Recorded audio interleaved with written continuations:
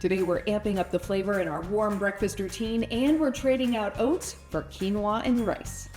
The ingredients are simple enough, and prepping is reduced to just measuring and dicing apples.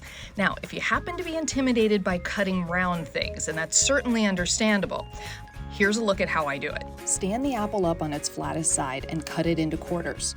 Lay one piece on a flat side and slice across to cut out the core. Now lay the piece flat on one side, holding the apple on the rounded side to keep your fingers away from the knife.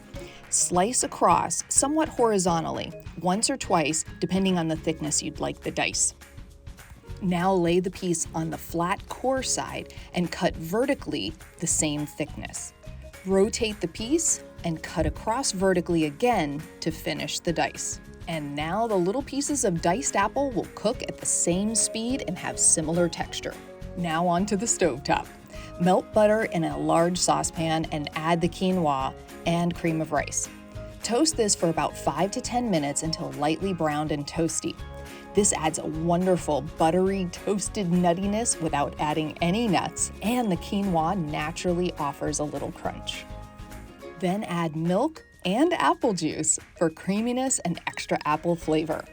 Cinnamon for warm apple spice, and light brown sugar to sweeten things up.